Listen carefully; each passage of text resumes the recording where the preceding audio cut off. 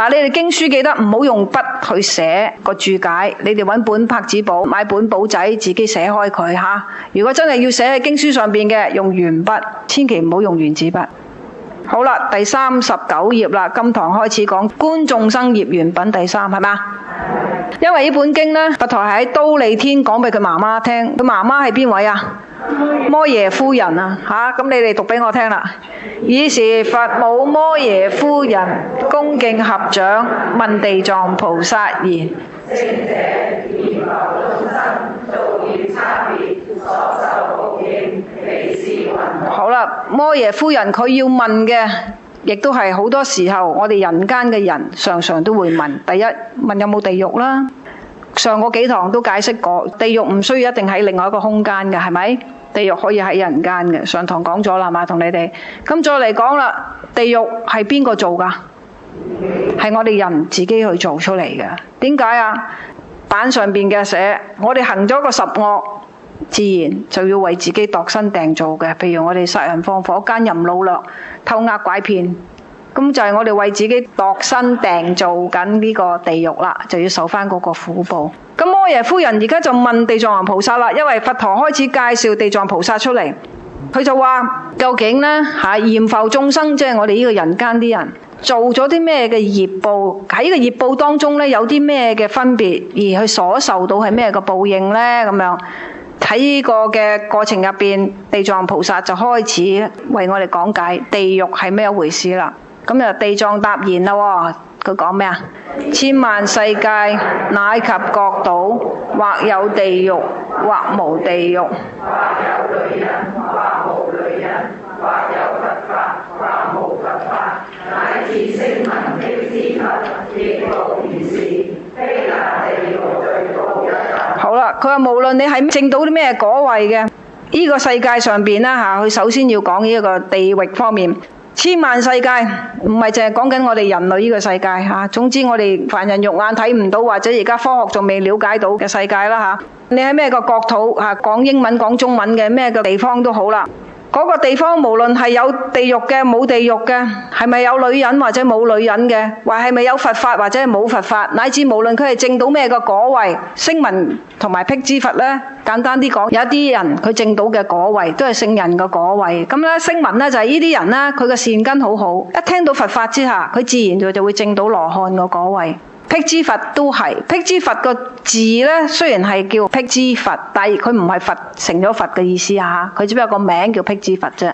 辟支佛嘅人都係，佢善根成熟啦，所以佢睇到人嘅生老病死、花開花落，佢就感嘆呢人嘅生命無常，因此呢，佢就會得到證悟噶啦，亦都可以證到入羅漢嘅果位。呢啲人呢，無論佢係咩嘢世界、咩人種都好啦吓，逃唔過呢個叫做話地獄罪報嘅事情。咁呢個摩耶夫人呢，再一次問地藏菩薩啦，佢問佢咩呢？且願聞於閻浮罪報所感惡趣啦。咁佢我唔問其他地方，我唔問其他國土，我淨係問我哋人間啫。閻浮就係我哋呢個人間。地藏菩薩點答佢呢？佢就話：聖母唯願聽受，我粗說之。粗說之意思即係咁以講下啦，因為冇得講得太深入，講唔完啦吓。佛母白言啦，願聖者說。呢個時候呢，地藏菩薩呢，白聖母言啦，佢話南閻浮提呢，罪報名號如是。首先呢，就講啦，有啲咩罪報啦？佢話若有眾生不孝父母或致殺害，當墮無間地獄。佢先講呢個無間地獄先。無間地獄喺咁多個地獄入邊呢，佢係等於係最慘嗰一層。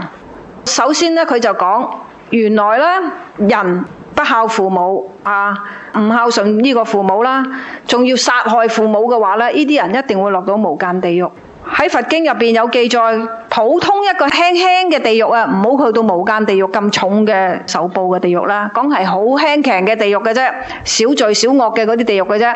喺嗰啲地獄嚟講呢，一晝夜，佢哋嘅一晝夜，一個白天一個夜晚，我哋人間已經過咗2000幾年啦。一晝夜，叫你喺入邊坐1個鐘都搞唔掂啊！你諗下咁所以亦都係解答咗好多人成日問話我個先人已經過咗，我個阿太、阿曾祖已經過咗身咁多年啦，200年、300年啦。咁如果我而家逢清明我仲要誦經回向俾佢哋，使唔使啊？佢可能都投胎做咗人啦咁樣。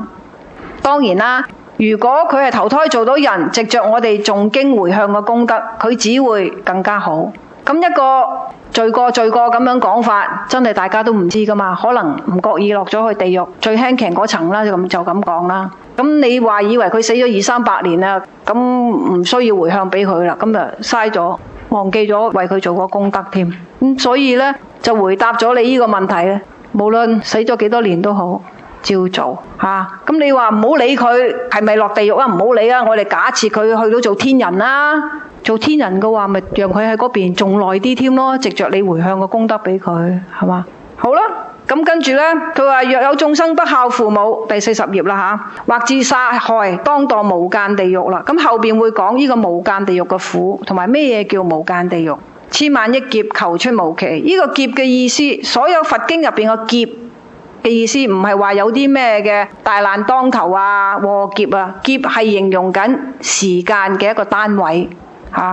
坐監都仲話望有得幾時出嚟啊！但一跌咗落地獄呢，就好難啊！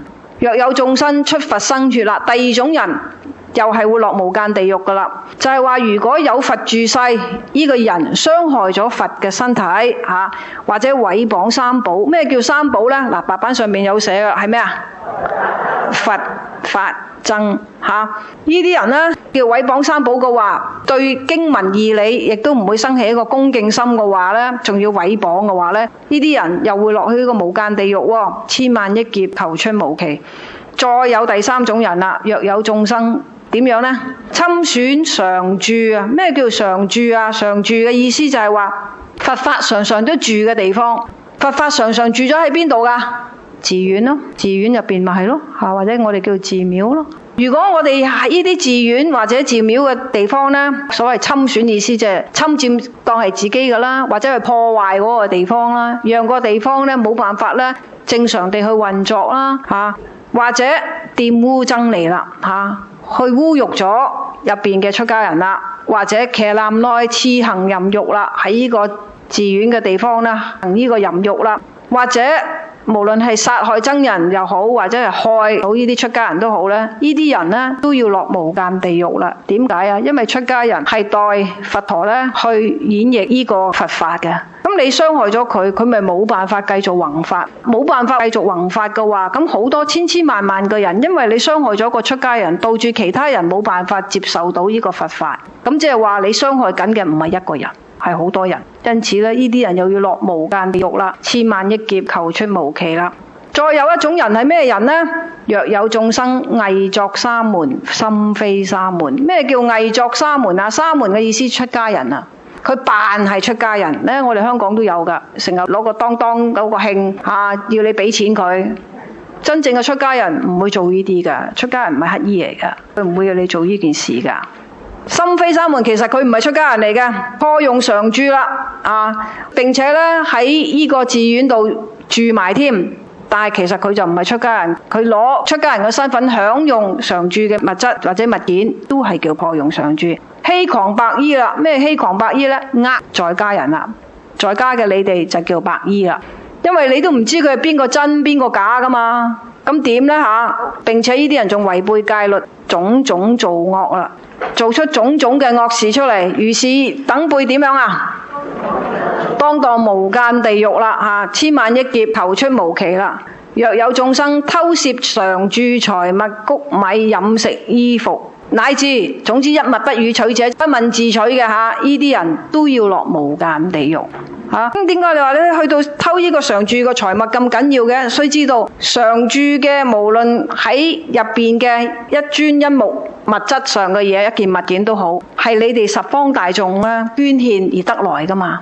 咁你去偷到佢嘅話，即係話你欠落嘅係十方大眾嘅錢，唔係欠一個某個人嘅錢。咁呢啲人呢，就會呢落無間地獄，並且呢嗰個地方所有嘅一花一草一木或者一件食物或者一個用品係供大眾嘅用途噶嘛，唔係俾任何一個私人咧嘅享用噶嘛。咁你將佢佔為己有嘅，咁你個果報如是地一樣，咪好長遠咯。你要受個果報咪好深咯。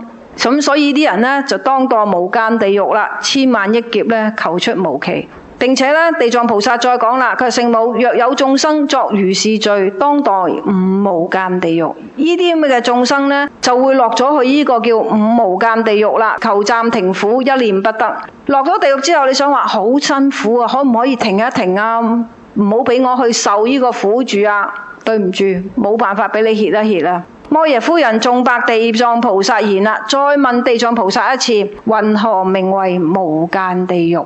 地藏菩薩就點答佢呢？佢話聖母，諸有地獄喺大鐵圍山之內，所有嘅地獄呢都係一座山，叫大鐵圍山入邊。其大地獄有18所。佢開始講呢個簡單啲咁樣講啦吓，呢個地獄呢有18間，再喺18間入邊再去細分有500間，名號呢都各別，各國嘅名字都唔一樣嘅。咁再喺500間入邊又再分細佢，又有咧1100間，名字咧都唔一樣嘅。無間獄者，其獄城周匝8萬餘里，周匝咧即係講緊周圍啊，8萬餘里啦。其城咧全部咧都係用鐵做嘅，高1萬里，城上火聚。咁城頭上邊咧全部都係火嚟嘅，少有空缺。呢個火咧唔會話呢度一個火，隔離一個火，中間咧就冇火，唔會嘅。意思即係話嗰個火咧燒得好密，你冇辦法喺城頭上邊咧逃走，冇辦法。咁喺呢個嘅城上火聚，少有空缺咧嚇。其獄城中咧，咁喺個城入邊係點樣咧？呢啲嘅細細嘅一間間嘅唔同受緊唔同嘅苦報嘅地獄咧，就一間間豬肉相連嘅嚇，都連埋一齊嘅。簡單啲講，就好似個監牢咁樣。名號咧，每個監獄個名咧嚇，地獄個名咧都唔一樣嘅，唯獨有一個就叫做無間啦。呢個無間地獄係點樣嘅咧？呢個地獄咧周圍咧8000里，呢個獄牆咧高1000里，全部都係用鐵圍住嘅，上火設下，下火設上。總之簡單講，你走唔甩，周圍都係火嚇。並且有啲鐵蛇、鐵狗。炮火持續，獄牆之上，喺呢啲蛇啊、狗啊呢啲嘅惡獸咧，雖然佢係鐵嘅身體，就喺獄牆上面咧巡嚟巡去，做咩事咧嚇？東西移走啦。獄中咧有床遍滿萬里，喺呢個地獄咧入邊咧，全部咧都擺晒好多床喺度。一個人受罪嘅話，就自己見到自己咧喺個床上邊。如果千萬人受罪咧，亦各自見身咧滿床上啦，都係瞓滿晒。你一個人，你又唔會覺得太大；千萬人喺度，又唔會有人滿之患。眾業所感，獲報如是啦。佢泄露咗一個好重要嘅秘密俾你聽。咩秘密呢？唔係閻羅王判你去啊，係我哋各人嘅業報啊，所感召到嗰個叫地獄嘅東西啊，獲到呢個報啦，報應啦，就會落到去呢個嘅地獄入邊噶啦。由諸罪人備受眾苦啦，或者因為呢啲嘅受罪嘅人呢，全部都要去受緊每個唔同嘅地獄嗰個苦。千百夜叉及以惡鬼，咁佢形容咧呢啲夜叉咯。通常咧夜叉專係食鬼嘅，個樣咧就好惡好恐怖嘅。呢啲鬼嘅樣，口牙如劍，眼如電光，咁隻手咧就好似係銅咁樣嘅，就攞嚟咧唔係人嘅手啊，係鐵嘅手、銅嘅手啦，就去拉嗰啲罪人，拖住啲罪人，就好似咧拖住件衫咁樣，一路行一路行，做咩咧？復有夜叉執大鐵戟。一係咧，攞去嗰啲大叉就好似玩呢個飛劍咁樣，嗰啲人咧個身咧就係一個靶嚟嘅，中咁樣咁就中。或者咧當中喺度咧中到佢人嘅口啊、鼻啊，中到佢腹背啊，有啲咧就拋高佢插掟落床插，好似好好玩咁樣。或至床上復有鐵鷹擔罪人目啦，亦都有啲咧夾硬夾生咁樣咧，啲鷹咧啄走我哋對眼。咩人會受呢啲報呢？就係你做人世嗰陣時候呢，你俾啲人受呢啲嘅苦，你死後就要受翻呢啲報。早之前話有個人無聊，將嗰隻貓隻眼挖落嚟嘅，監生挖落嚟嘅，啲咩咁心理變態嘅呢啲人？咁你唔好以為話挖完啦，咁佢咪冇咗隻眼咯。人死落咗地獄之後，嗰個痛楚，個身體嘅痛楚咧一樣在㗎。我哋而家人間有人搣一搣你，哎呀好痛啊！落到去一樣有呢個痛嘅感覺㗎。你又挖咗隻眼出嚟咪好痛咯，咁啊痛完都咪冇咯。對唔住，痛完啦，痛到你暈啦，暈咗啦，一陣冷風吹過，你又醒翻，對眼就翻嚟咯，翻嚟又再俾人擔過。咁你冇咗隻眼，冇咗隻眼啦，哎呀好痛啊，好痛啊，痛到暈死咗，痛得滯會暈過去㗎。暈死咗醒翻之後咧，對眼又喺翻度啦，又再俾人擔過。所以啲人咪罪人咪走嚟走去咯，啲鷹啊、鐵蛇、鐵狗啊、啲鐵鷹啊，咪咁樣捉你咯。咁你人咪好驚咯。你就喺呢啲嘅地獄日子過噶啦，因為你當初曾經俾人有咁恐懼，你就要受翻呢個果啦。咁又或者咧，有啲咧就伏有鐵蛇絞罪人頸啦，翹住你條頸唞唔到氣啊！百枝節內釋下長釘，所有關節咧都好似咧俾人落個釘咁樣，好痛啊！拔舌更泥，抽腸助斬，羊銅灌口，熱鐵纏身，萬死千生，業感如是。總之咧，一係咧就好似啲腸生勾勾俾人咧五臟六腑抽晒出嚟咁樣，痛到你要死。你唔使話咩啊，作肚痛、搞肚痛、肚屙嗰啲痛都好辛苦啦，係咪啊？仲話成條腸、啲內臟俾人咁樣撈晒出嚟。咁點解會話羊銅灌口嘅咧？我睇《大智度論》入邊有講嘅，啲人成常用嘴巴鬧人啊，惡口啊，惡口呢啲人咧。咁點樣呢？佢就會咧落咗個地獄度報咧，佢成日好口渴啦。佢好口渴咧，佢就去到嗰個水池度想飲水，但係嗰個水池度咧有啲夜叉睇住嘅，佢唔俾你行埋個水池飲水㗎。咁你要話如果行埋水池咧，夜叉就打你㗎。咁你咪冇得行咯。但係嗰你見到湖水，見到個兜水，但係你飲唔到，咪仲苦。咁你諗下幾辛苦啦。咁有時候咧，夜叉唔喺度，但係你一行埋去嘅話咧，嗰啲水就變咗炭啦。明明咧，滗咗兜水出嚟想擺落個口入邊咧，佢就變到燒溶咗個鐵漿，咪落到你個喉嚨都穿，落到喉嚨都穿之後啦，五臟六腑燒到咁，人咪痛到死咯。一死過去，冷風一吹來，你又醒翻，又醒翻之後繼續口渴，又嚟過。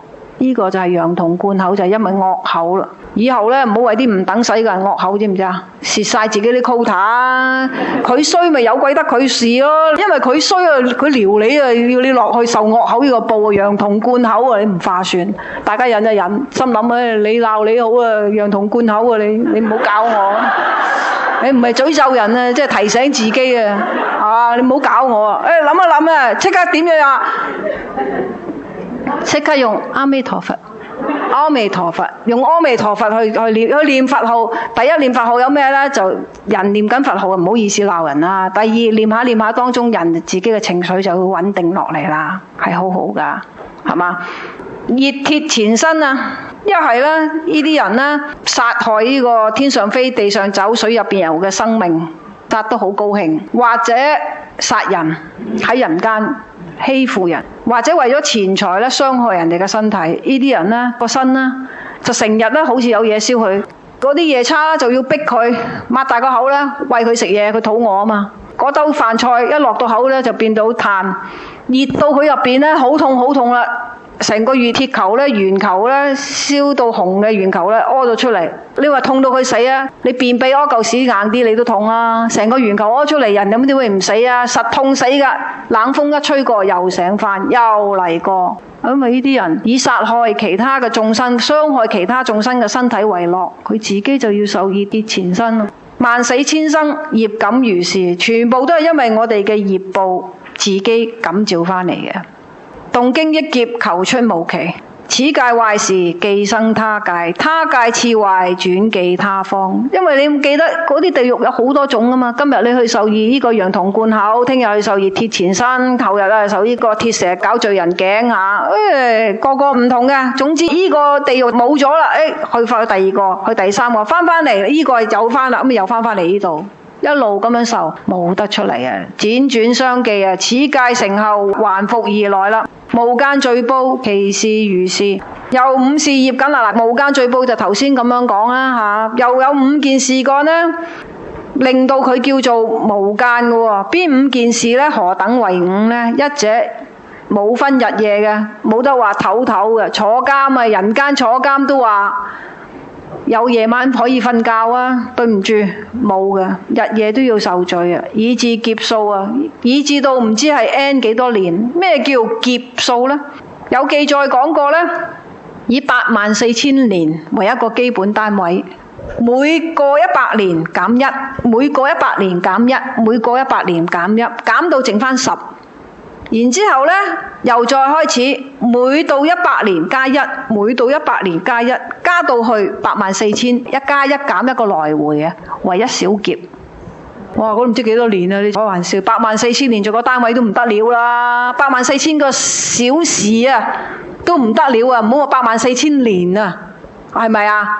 咁所以話落咗去嘅話呢，唔知經幾多劫數啊，計唔到啦，無時間絕啦，冇辦法計得到啊，故稱無間。二者一人亦滿，多人亦滿啊！呢個無間地獄冇所謂人滿之患嘅，一個人就啱啱好，千萬人落去呢，又唔會覺得逼，故稱無間啦。三者入邊呢所受嘅嗰種嘅罪氣啦，罪氣叉棒、鷹蛇狼犬、啄磨腳鑿挫斬鑊湯，總之就係無論係叫你個口又好，鑿你又好，鐵網鐵繩、鐵驢鐵馬，乜嘢都好啦生夾落手，監生拖你嘅，斬你個頭又好熱鐵澆身，攞嗰啲熱嘅鐵咧燒溶咗咧淋你個身飢吞鐵丸，渴飲鐵汁，從年警劫，由頭到尾咁樣幾個劫數啦唔知要幾多個那由他。那由他嘅意思咧就係1000億年乘1000億年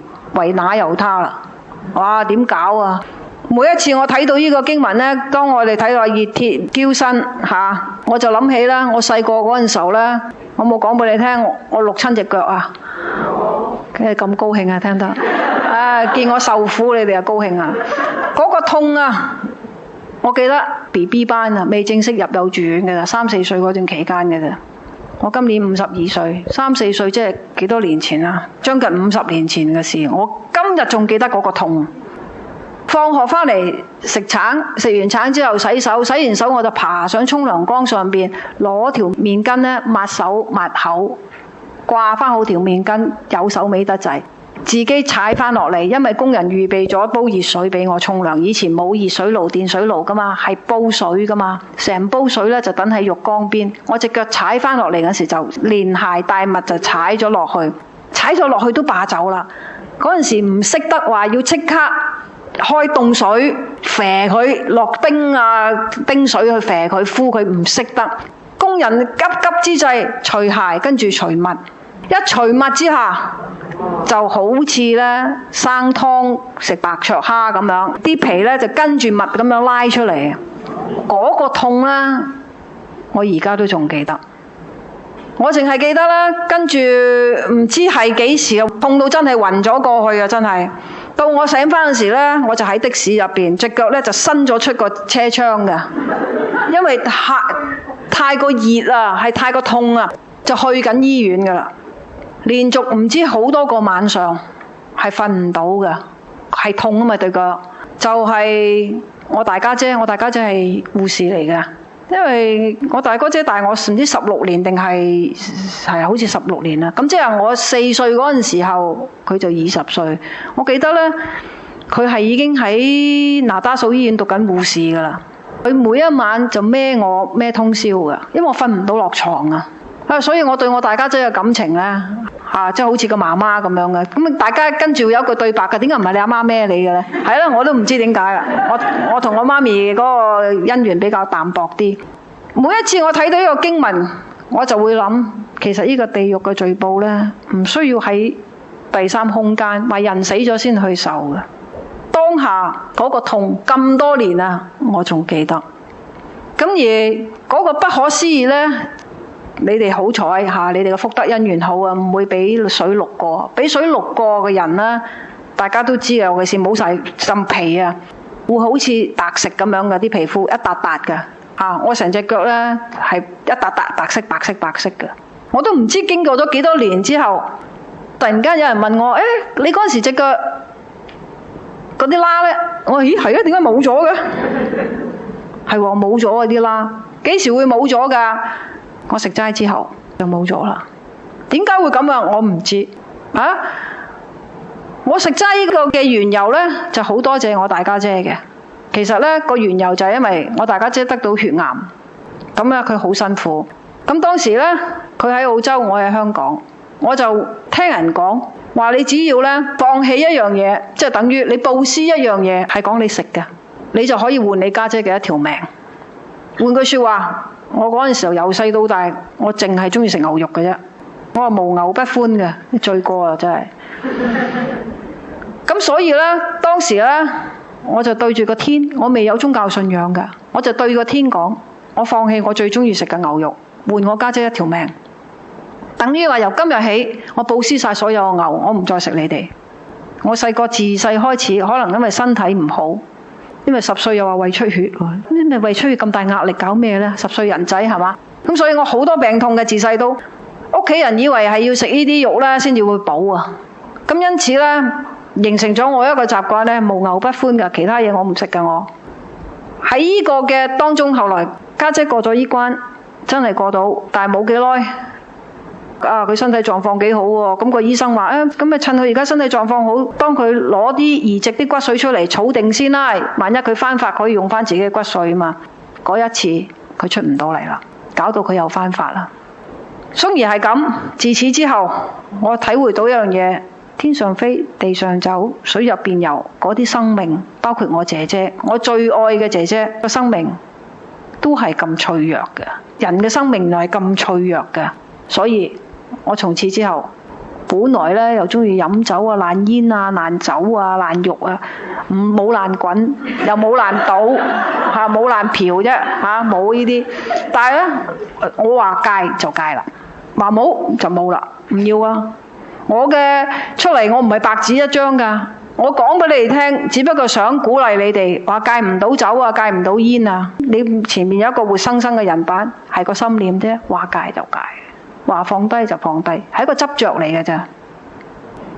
喺個當下入邊，我個胃好咗。我由細到大呢，都慣咗呢，我身度一定有胃藥㗎。自從我食齋之後，我冇啦。我相信係因為我呢個嘅起心動念，當時我未接觸到佛法，後來接觸到佛法，我就明白點解我身體好咗。係因為我知道天上飛，地上走，水入邊游嘅係生命，應該俾我哋愛護嘅。家姐嘅離世，讓我明白到、覺悟到，佢哋都係生命嚟噶。你以為淨係你家姐嗰個生命矜貴啊？佢哋生命唔矜貴啊？我明白到呢樣嘢，所以呢，我放過佢哋。放過佢哋原因，我估唔到有一個咁大個好處嘅利益俾翻我自己，我身體好咗。所以亦都係每一次有人翻嚟同我講，佢屋企人有 cancer， 佢屋企人有咩重病，佢問我點，我都會話你誦經啦，跟住一定要食齋。你同佛菩薩講嘢，求佢加庇你、庇蔭你，讓你嘅壽元呢可以能夠得到延續。咁但係然之後你滿口都係眾生嘅肉啊，天上飛地上走，水入邊游都係眾生嚟噶嘛。你食緊其他嘅人嘅肉，叫佢去加庇你，換你一條命翻嚟，點講得通呢條數？講唔通噶。咁所以呢，如果你哋係有事所求嘅時候，你話我為邊個？我媽媽、我爸爸？呢本經入邊有講嘅，人死咗之後應該為佢做乜嘢都好啦。你食齋，食齋功德非常之大。點解啊？你放緊生啊！放生唔一定要攞錢去海邊放生㗎，海邊放生而家有食肉菌啊，唔好搞啲嘢啊！放雀鳥有禽流感啊，唔好咁傻啊！自己3餐入邊食一餐都好啦，梗係最好唔好淨係食早餐啦，係嘛？早餐食齋你係揾我笨咩？咁好多人早餐都係麵包同埋麥皮㗎啦，係咪啊？你食咩齋啫？係嘛？你試下即係除咗早餐入邊食一餐齋咯。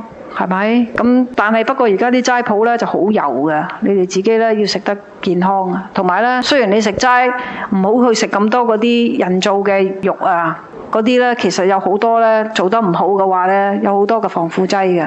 食齋你咪真係食齋咯。咁你話驚唔夠營養喎？植物嘅蛋白質，豆腐咪係咯，係嘛？好多嘅堅果類都有噶啦，係嘛？講得太遠啦，翻嚟先嚇。咁所以每一次我讀到呢個地獄嘅章節呢，我就好自然諗起我嗰次咁多年前嘅痛，我而家都仲記得。何況你喺地獄入邊，不分晝夜定要你去受嗰個苦，你諗係幾苦？呢個苦楚相連，更無間斷啦。呢個苦呢個痛咧係唔會有斷嘅，所以叫做無間啦。第四，不問男子女人，無論你係男人女人，江湖夷狄係咩嘅國籍，係咪外國人嚇，老幼貴賤，總之無論你係龍又係神又好，天又好，鬼又好，罪行業感，只要你有依個嘅罪報，你就要感召翻呢種嘅苦果，悉同受之啦，全部都係要咁樣去受嘅，冇話有人可以有特權嘅，故稱無間。呢個5樣嘢。若墮此獄，從初入嘅時候至到百千劫，一日一夜，萬死萬生，求一念間暫住不得啊！等等啊，俾我冇啦，我好痛啊！等等啦，俾我歇一歇啦。對唔住，冇啊！除非業盡方得受生，除非你入地獄嗰個果，你受夠啦，你先至可以有出返嚟嘅一日。以一個咁連綿不絕嘅咁呢個苦入邊嘅日子啦，就叫做無間啦。地藏菩薩白聖母言啦，佢話無間地獄咧，粗說如是。若講說地獄罪器等名咧，如果再要講清楚啲嘅話咧嚇，及所有嘅苦事嘅話咧，一劫之中求說不盡，一劫咁耐嘅時間啊，都講唔完啊！摩耶夫人一聽到之後咧，受憂合掌頂禮而退。啊，點解受憂合掌呢？因為原來一落咗去無間地獄，唔好話無間地獄啦，就係一個地獄嘅苦啦，都咁慘。所以每一個朋友嚟，我一定會重複講一遍十善，因為人要離開十惡咧，我哋先至可以改變我哋嘅命運。但係要離開咧，開始嘅時候係好艱難嘅。咁你叫佢話，你如果要改變你嘅命運咧，你點樣辛苦，點樣去克制自己慾望咧？你都要由十善呢度開始。佢會覺得好辛苦啊，就好似我亦都識得一個人。佢慣咗攞自己嘅身體咧去換一啲物質翻嚟，或者換錢翻嚟。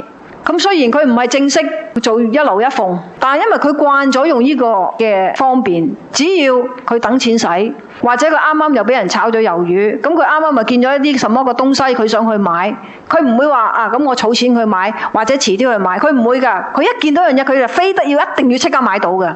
咁佢咪周圍打返電話，或者見到街道邊個男人咁樣，人哋問佢，或者佢自己漏人，咁又攞個身體去換，佢又好得意嘅。譬如佢見到嗰樣嘢係500蚊，佢就攞500蚊；佢見到嗰樣嘢係1000蚊，佢就試下嗌唔嗌到1000蚊。佢唔會話我定價係幾多嘅，佢又唔會嘅噃。個原因就係因為佢覺得佢自己唔要係一個妓女，所以佢冇定價。佢只不過係話，我益你啦，俾方便你啦，互惠啫。咁呢啲人，佢如果要想改變佢嘅習慣嘅話，改變佢嘅命運嘅話，佢係咪一定要先改咗呢個錯誤嘅知見？錯誤嘅知見就係你要唔好攞個身體嚟換嘢先得㗎。個身體好矜貴㗎嘛，佢係咪要改變呢個知見先？但係如果佢嘅知見唔改變嘅話呢，佢點樣去改變佢嘅命運呢？好艱難。咁所以一定要聽經聞法，明白咗之後，你話唔係喎，我一日話見到嗰樣嘢，個心度有條癮喎，真係好想要喎，但係又冇錢喎，咁我就會成日鼓勵大家用一個方法嘅，就係誦經。讀經啦，讀誦呢個經典啦，讀咧一個字一個字咁讀，誦咧就係背出嚟。咁你唔需要背出嚟啊，就好似頭先你開始嗰陣時候，你哋睇下而家譬如爾時地藏菩薩摩訶薩白佛言：世尊，我成佛如來威神力故。咁咪一個字一個字讀咯。地藏經就有13品，即係有13課。你哋一日讀一品咯。時間多少少嘅，咁你咪一日讀3、4品咯，隨你哋自己嘅時間咯。今日讀第一品，聽日讀第二品，如是咁樣，每次讀完一品你就回向，回向咩啊？俾自己咯，回向俾自己咩啊？希望自己啦嗰個善根咧增長得好咯，能夠咧有定力咧有智慧把持得到自己咯，自己去願望自己，願歸願，但係自己都要用力噶，用力咩咧？拒絕嗰個誘惑。頭好難，一定要有一樣代替品俾我哋咧喺呢個當中咧得到嗰個叫堅持或者信念嘅。咁呢樣咧就講緊宗教情操方面嘅，一定要讀經。慢慢你讀經咧，你個宗教情操咧就會建立起來咧，個人就容易有信心，對克制自己嘅誘惑等等咧就容易少少。咁所以咧，開始去讀經或者心煩意亂都係咁樣去讀啦，知道嗎？係咯，好啦，咁今日咧大概講到呢度係嘛？好啦，咁阿彌陀佛，係下堂見啦吓。